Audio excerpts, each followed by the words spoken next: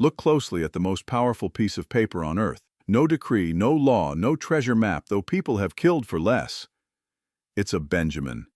Here's the contradiction that should bother you. Every other face on America's paper money belonged to a president: Washington, Lincoln, Jackson. Men who sat in the Oval Office and ran the country.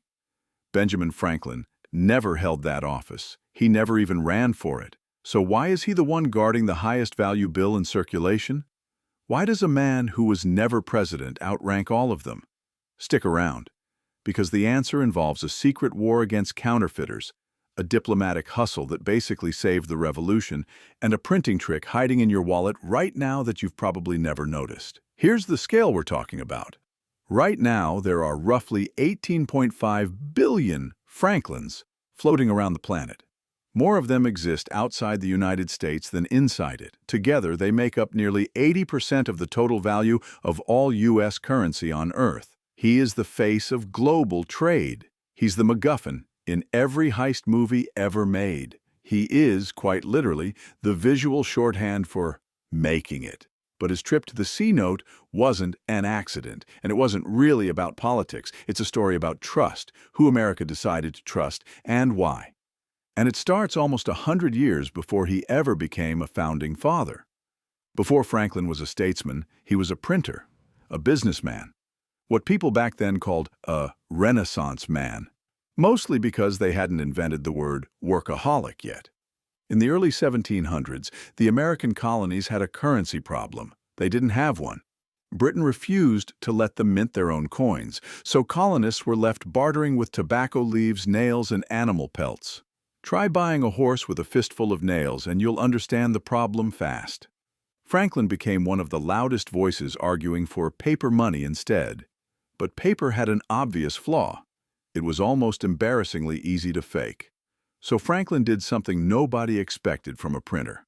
He started a technological arms race against counterfeiters decades before cybersecurity was a phrase anyone needed. He invented something called nature printing, pressing the actual veins of real leaves into copper plates, because no two leaves in nature are exactly alike, and no forger could hand-carve that kind of chaotic detail. He developed his own graphite-based ink formula. He wove tiny threads of indigo dye directly into the paper pulp itself.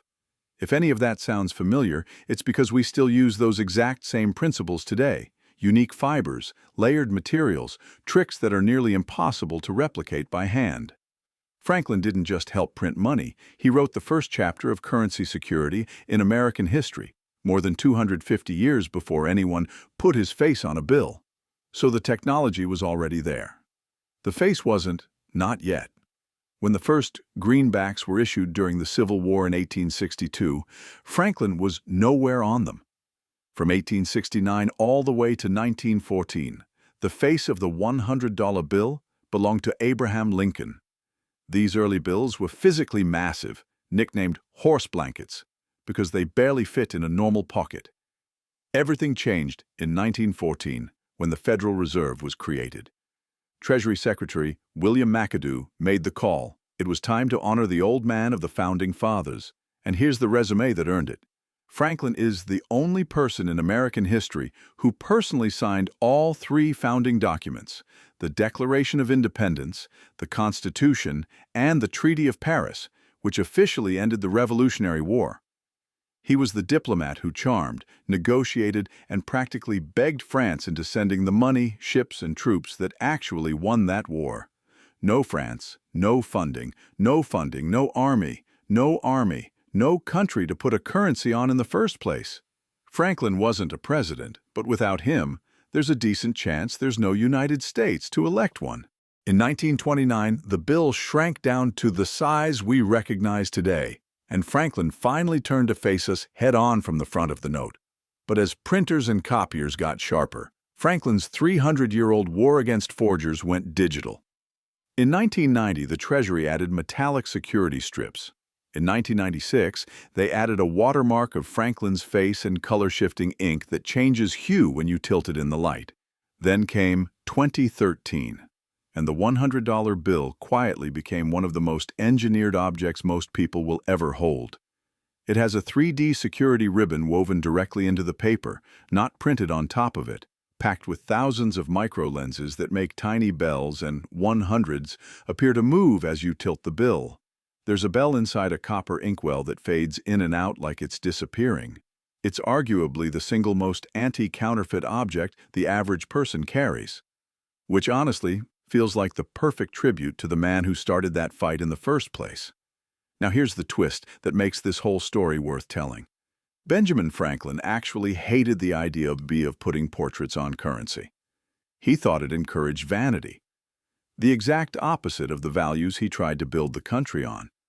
We put him there anyway, and not just because of the resume, the diplomacy, the invention, the founding documents. We put him there because the $100 bill has never really been about Benjamin Franklin. It's about trust. Franklin understood something most people never think about.